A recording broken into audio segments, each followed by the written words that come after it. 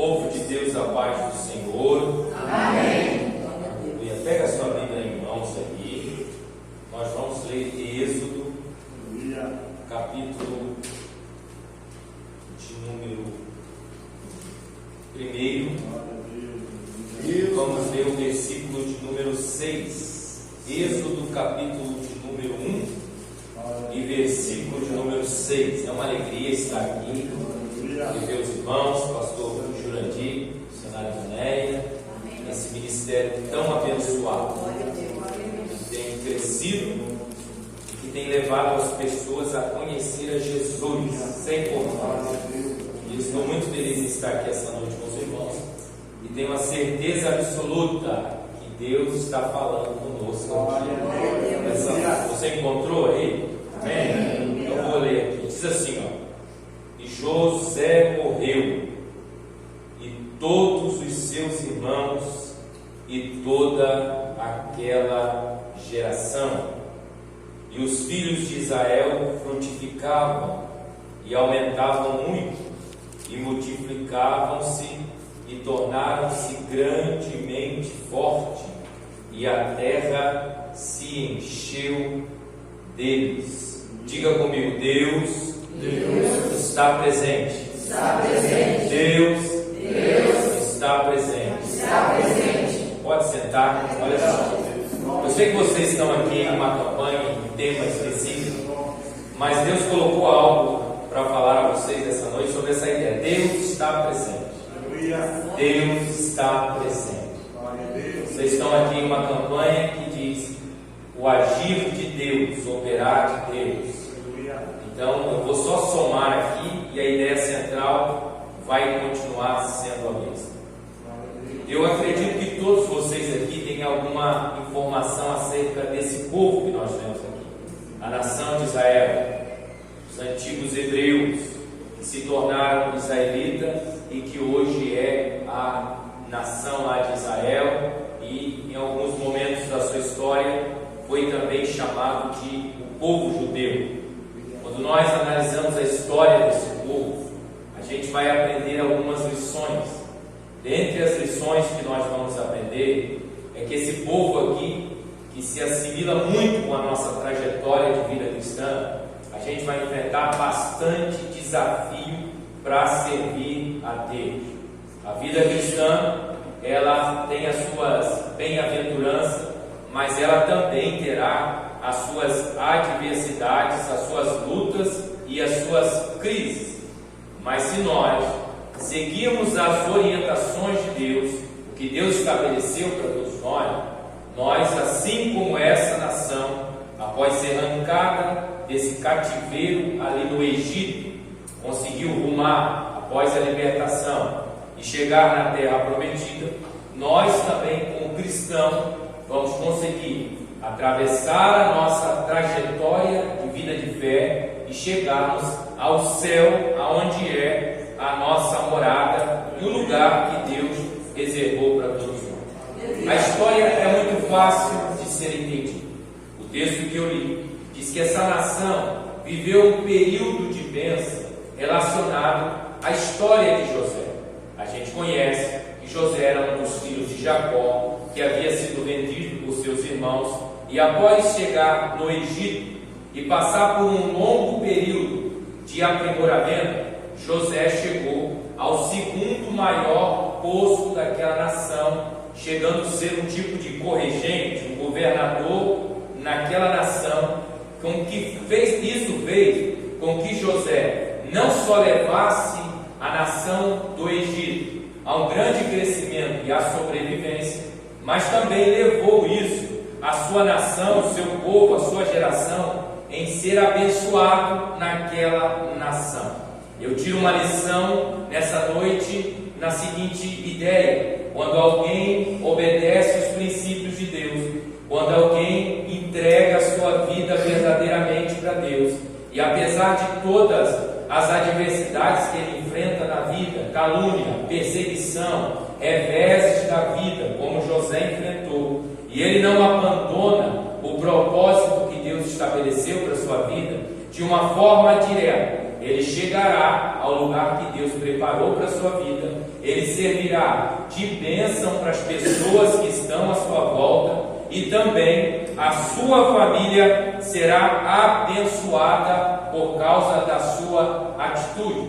O texto é tão claro que a Bíblia vai dizer para a gente que aquele povo havia crescido de tal forma que havia tomado conta daquela terra e daquela região do Egito. Mas a Bíblia vai dizer para a gente que essa história parece que estava caminhando para uma direção que aquela população, ou para que os descendentes aqui de José, os israelitas, não queria que essa história caminhasse rumo a essa direção, porque o povo, pelo que nós lemos aqui, estava ficando sem o respaldo da história de José. Todos nós gostamos de viver do respaldo da história de alguém. Como é bom viver do respaldo de uma irmã que ora, como é bom viver do respaldo de um missionário, de um homem de Deus, de uma mulher de Deus. A gente parece que acostuma viver debaixo da bênção que brota da vida de alguém que tem um relacionamento profundo com Deus, e esse relacionamento ele vai recaindo sobre a nossa vida. Mas nós aprendemos que as pessoas elas vão passar. O normal da vida humana é quando dá o tempo que Deus reservou para a gente aqui nessa terra, a gente partir dessa vida rumo às mansões celestiais. Então a Bíblia vai dizer que esse povo estava entendendo que o respaldo que vinha do relacionamento de José com Deus e de José com as autoridades ali do Egito estava terminando, estava esgotando, estava indo em uma direção que o povo não queria que fosse. Então eu aprendo uma outra lição. A gente não pode ficar a vida toda dependendo do respaldo da história que Deus tem com as pessoas que estão à nossa volta. Sintetiza dizer que você também deve ter um relacionamento profundo com Deus. Não há nada, irmão, de errado em a gente ser abençoado por alguém que tem uma vida de intimidade com Deus. Mas a vida não se resume só nisso. Você e eu temos que ter as nossas próprias capacidades de relacionamento com Deus, da onde o suprimento de Deus virá sobre a nossa vida. A segunda outra lição que eu aprendo aqui nessa história é que o povo estava dependendo demais do relacionamento de José com o faraó, ou essa geração acostumou a viver debaixo dessa dependência. A vida cristã não se baseia só nos recursos que dependem das autoridades sobre a nossa vida. Você vai precisar desenvolver um relacionamento profundo com Deus, porque só Deus pode manter você vivo nessa terra até que Ele cumpra o projeto que Ele tem com você. Quando Deus percebeu que essa nação estava dependendo demais do Egito, o povo que Ele tinha levado para lá para crescer e para depois Ele trazer para as promessas que havia feito a Abraão, seu amigo, Deus então parece que começa a cortar um pouco da aresta desse povo, para esse povo começar a voltar a olhar para o Deus de Abraão, para o Deus de Jacó e para o Deus de Isaac. Quando a gente começa a depender demais dos recursos dessa terra, Deus então dará um jeito de fazer com que a gente aprenda que a nossa dependência tem que ser somente dele. Ou seja, Deus estava dizendo: olha, vocês vão perceber que quando a fonte esgotar dos recursos humanos, só eu vou restar, só eu vou ficar, vai ficar só vocês e eu, e aí vocês vão aprender que vocês dependem da minha graça e da minha bondade para sobreviver nessa terra de adversidade. Deus sabe como trabalhar com cada um de nós. Olha, se se algumas vezes na sua vida o recurso não acabasse na sua vida, eu acho que teria pessoas que nunca mais viriam à igreja, nunca mais queriam ter um relacionamento com Deus. Então Deus vai cuidando por um tempo, com algumas reservas, mas quando Deus vê que está sossegado demais, quer viver só debaixo da sombra, quer ficar só na beira do rio, Deus dá uma cortadinha para você aprender que toda aquela abastância, que mesmo Ele usa outras fontes para te abençoar, isso vem da sua graça, da sua bondade e da sua misericórdia. Agora, esse texto é tão lindo que a Bíblia diz que apesar da geração que pertencia a José, que veio de José, e a geração que conheceu a história de José, o legado de José, tivesse passado, a Bíblia é tão interessante que a Bíblia vai dizer que apesar de tudo isso tivesse acontecido, a Bíblia vai dizer para a gente que os filhos de Israel continuavam sendo abençoados. Então vamos lá, na vida de fé com Deus não tem superstição, não tem alguém que você deve potencializar como sendo o supra-sumo provedor de todos os recursos de Deus para a sua vida. Embora ele falte em algum lugar da sua vida, isso não quer dizer que a bênção de Deus ela vai parar de cair sobre a sua vida. Só tem um provedor que é fiel e não pode falhar, que é Jesus Cristo, o Filho de Deus. Mas todos nós aqui que pregamos, o pastor como autoridade, nós temos um limite de prover uma bênção, uma ministração de bênção sobre a sua vida. Porém, Deus tem uma bênção que ela é ilimitada e ela não depende de tempo e nem de circunstância. A Bíblia é clara em dizer que Israel frutificava. Eu vim dizer para você essa noite que Deus tem frutificação para você nesses últimos dias. E frutificação de Deus, irmão, não está atrelado com idade, com faixa etária de idade, porque as pessoas acreditam que relacionamento com Deus é baseado em idade. Quando chega uma determinada idade não vai dar mais nada. Não, com Deus não está pautado nesse tipo de coisa.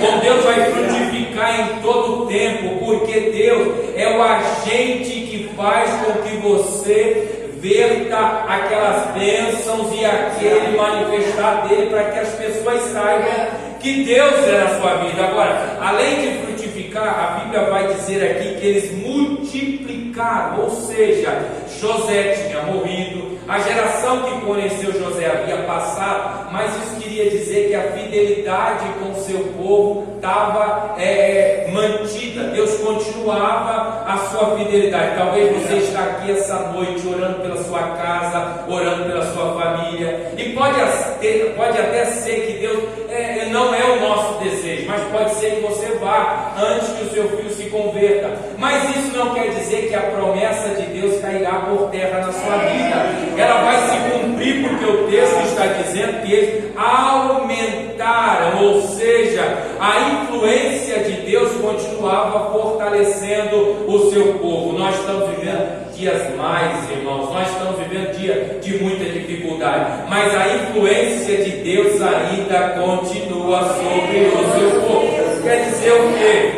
Quer dizer que a igreja não vai parar de frutificar, quer dizer que a igreja não vai parar de multiplicar, quer dizer que a igreja não vai parar de aumentar, quer dizer que a igreja vai continuar influenciando a terra através da palavra de Deus. E por que é que eu sei disso, irmão Sidney? Sabe por quê? Porque Deus é a fonte que movimenta o nosso crescimento. Não importa a circunstância que você esteja enfrentando, a força de Deus ainda está sobre a sua vida e sobre a sua família. Isso nos traz à mente de que a influência do nosso crescimento, ela não vem dos homens, ela vem de Deus. A hora que os recursos dos homens acabam na sua vida, Deus continua sendo seu influenciador. É por isso que o texto de vocês aqui foi palavra de Jesus. Vocês devem pedir e vão receber, vocês devem buscar e vão encontrar, vocês devem bater e as portas vão se abrir, porque quem pede recebe, quem busca encontra, e quem bate bate, abre. São palavras de Jesus. Jesus está influenciando a você a tomar uma atitude essa noite. Agora, se eu entendo isso aqui, eu entendo que Deus é o fator presente na minha vida. Não importa a crise que você esteja, não importa onde você viva, não importa como esteja a sua vida exatamente essa noite. Se Deus estiver presente em sua vida, alguma coisa vai acontecer para que a sua vida seja uma vida onde Deus possa ser glorificado. Isso quer nos dizer que em qualquer situação sempre haverá um agir de Deus na sua vida e na vida da sua família. Agora, a crise havia chegado para esse povo aqui. A Bíblia vai dizer ali, no versículo de número 8, eu não li, mas a Bíblia vai dizer que depois desse faraó que conhecia José e os benefícios que José havia feito para o Egito morreu, levantou-se outro faraó. Aí começou, sabe o que? Começou-se a crise. A vida não é só de multiplicação, meu irmão. A vida não é só de bênção. A vida não é só de benefício. Na vida cristã também terão as crises, terão as adversidades, terão as provas, terão as lutas. O que Deus fez? Deus havia endurecido o coração daquele homem para que ele apertasse o povo que era de Deus, porque Deus queria tirar o povo daquela nação e levar o povo para a terra que ele havia prometido levar o povo e cumprir a sua missão de estabelecer a nação de qual viria o nosso Redentor. Quando Deus permite a crise na sua vida, não reclame, meu irmão, não murmure de Deus, não questione a Deus. Talvez essa crise vai ser usada por Deus para mover a sua vida em direção a algum lugar que você vai receber uma grande bênção e um grande milagre de Deus. Não questione nada do que Deus está fazendo na tua vida. Se você está debaixo da mão de Deus, pode vir qualquer mão dura contra a sua vida. Se você está debaixo da mão de Deus, está enfrentando uma crise, não se preocupa. Isso quer dizer que Deus está trabalhando na sua vida em um grande propósito. Agora, não é fácil, irmão, servir a Deus no meio da amargura, da servidão.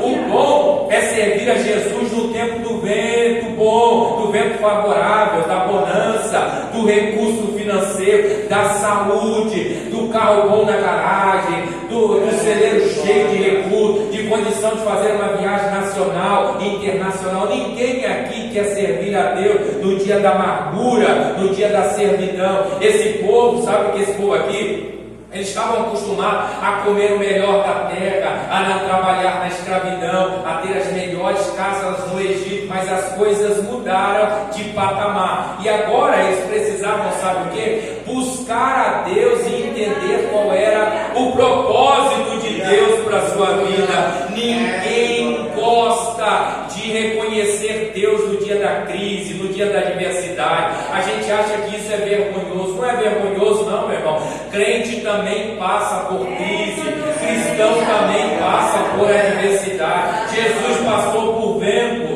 A Bíblia diz que Jesus passou por calúnia, Jesus passou por perseguição, Jesus passou por tentativa de homicídio. Um dia tentaram lançar ele morro abaixo, ele se escapou. Não tem nada de errado em enfrentar um momento de amargura e de adversidade na vida, porque é nesses momentos que você verá um grande agir de Deus na sua vida e na vida da sua família. É nesse tempo de crise que eu costumo dizer que você não entenderá e às vezes não conseguirá ver nenhuma escapatória humana, de mãos humanas para agir para a tua vida. Mas não tenha medo. A Bíblia diz: as mãos do Senhor não estão encolhidas, os seus ouvidos não estão tapados. A Bíblia diz que esse povo clamou a Deus no Egito nessa crise, e a Bíblia diz que Deus ouviu do céu e enviou Moisés como libertador. Deus está dizendo: por maior que seja a servidão,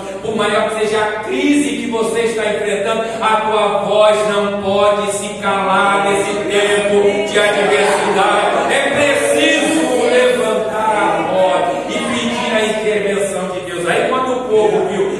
escravidão não era bom, que opressão não era bom, o povo clamou a Deus, aí Deus veio com uma intervenção. Então não reclama da crise, clame por intervenção. Não reclame da prova, clame por intervenção. Enquanto você estiver reclamando, Deus não vai agir. Mas na hora que você clamar por intervenção, a mão de Deus vai agir por sua vida. Você crê nisso e pode dar um glória a Deus.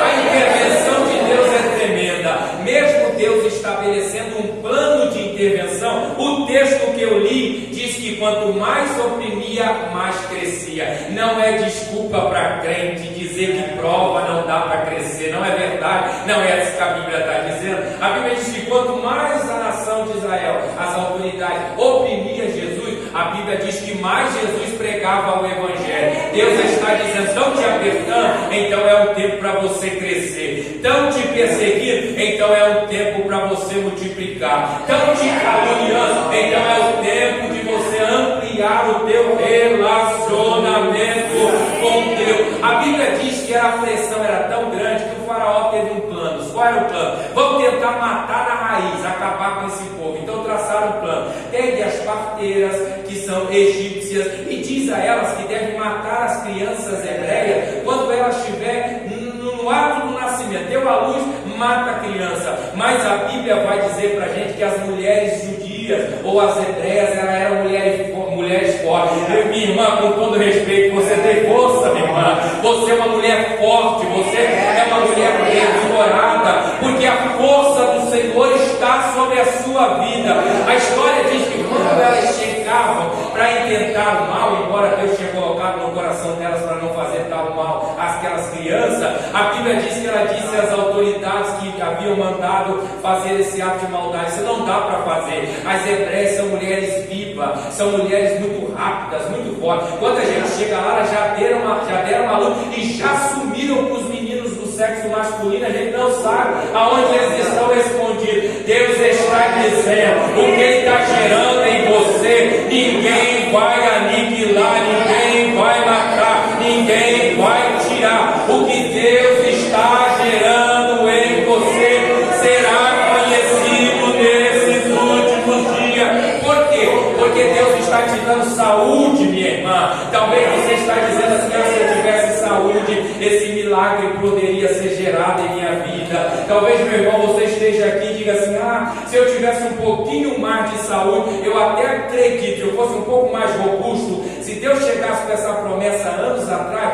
eu teria mais condições de concluir esse projeto. Mas Deus está dizendo: não, eu vou te tornar robusto através do poder que há no meu Espírito Santo. Essa noite é noite a gente ficar um pouco mais forte. Essa noite é noite de parar de olhar para a crise. Essa noite é noite de parar de olhar para trás. Essa noite é noite de levantar os braços e dar um brado de glória a Deus, porque Deus está multiplicando o seu povo. Olha, é engano pensar que a perseguição vai diminuir a igreja. A igreja é igual a Israel. A história diz que quanto mais perseguiu a igreja, mais a igreja cresce. Estão perseguindo a tua casa, estão perseguindo a tua vida de fé. Então deixa-me dizer algo, eu vou profetizar algo do céu para você. Então a tua família vai começar a experimentar salvação. Estão tentando te impedir de vir à igreja, estão tentando te impedir de servir a Deus. Então eu vou profetizar de olho aberto em nome de Jesus. Deus está dizendo: eu vou multiplicar as coisas naquela casa nesses últimos dias. Você pode dar um glória a Deus essa noite. Agora, Deus foi querido, meu irmão. O que Deus fez? Deus atravessou com esse povo no meio da crise. Embora não tivesse mais José para conversar com a autoridade, embora não tivesse os seus irmãos que tinham mais ligação com as autoridades da época, a Bíblia diz que Deus estava lá para atravessar com o seu povo na crise. Que conversa é essa? Que palavra é essa? E dizer que Deus te chamou e vai te deixar no vento e você está sozinho. Não está sozinho coisa nenhuma. A igreja nunca estará sozinha. A noiva não anda sozinha. O noivo está presente. O Senhor da igreja está presente. Ele é o nosso ajudador. Sabe o que Deus diz? Eu vou descer, vou levantar Moisés, vou levantar Arão, vou enviar as pragas e vou arrancar o meu povo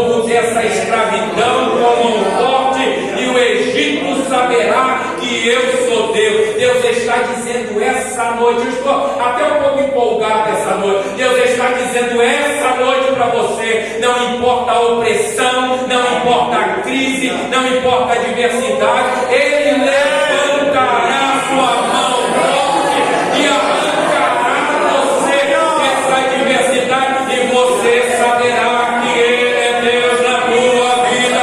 Você pode dar glória a Deus essa noite. Meu irmão, quem olha para o livro do Êxodo, pastor Jurandir, meu amigo, começando desse jeito, pensa assim: esse povo morreu tudo, foi aniquilado, Faraó exterminou toda a nação dos hebreus, mas a Bíblia não diz que foi isso que aconteceu. A Bíblia diz que o sangue foi passado nos umbrais da porta.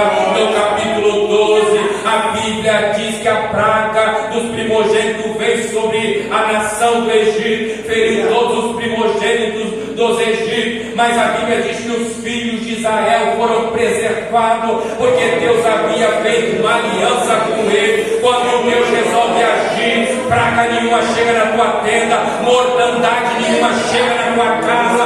Deus fez um pacto contigo, e Deus jamais vai quebrar o pacto que fez contigo. Se você crê nisso, pode dar glória a Ele. Agora, meu irmão, se Deus está presente, por que você está com medo dessas adversidades? Por que você está com medo do Faraó? Por que você está com medo da pressão?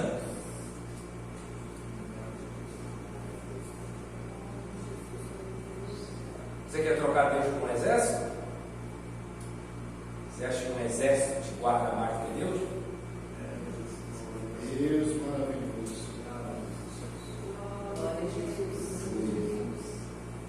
Só que quando a Bíblia diz que Deus está presente, mas você tem que ter fé para crer.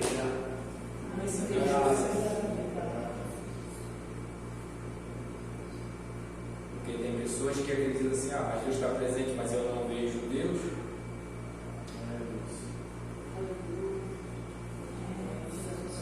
Deus é Espírito. E aqueles que acreditam nele devem adorá-lo em Espírito e em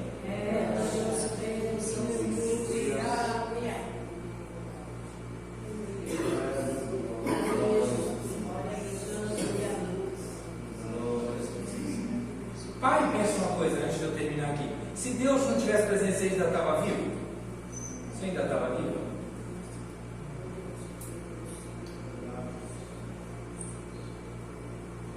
Então não deixe o mundo colocar na sua cabeça de que Deus não está presente com você, de que Ele não se preocupa com você e com essa situação que você está enfrentando. Porque isso é uma ação diabólica. O diabo quer que você duvide da ação de Deus e da preservação de Deus sobre a sua vida. Porque se ele lançar dúvida e você sai do campo de proteção de Deus, do campo de promessa de Deus. Então Deus diz para Israel: vocês vão ficar aí, vocês vão passar uma prova aí, vocês vão passar uma luta aí. Esse povo vai pensar que vai matar e vai exterminar vocês. Não vai acontecer nada disso. Eu vou abençoar vocês aí. Eu vou abençoar vocês aí. Vocês vão crescer aí. Vocês vão multiplicar aí. E quando vocês saírem daí, não pense que é porque vocês estão trabalhando na escravidão que vocês vão sair daí com a mão vazia. Não. Vocês vão sair daí abençoados e prosperados. Deus está dizendo: eu estou com você, e você sairá melhor do que você imagina nessa prova e nessa luta. Você crê, pode dar glória a Deus a Ele essa noite. Então fica de pé, que nós queremos orar. Glória. Quero orar por você essa noite, sua vida. E eu quero te desafiar aqui à frente. Eu sei que nós estamos aqui numa campanha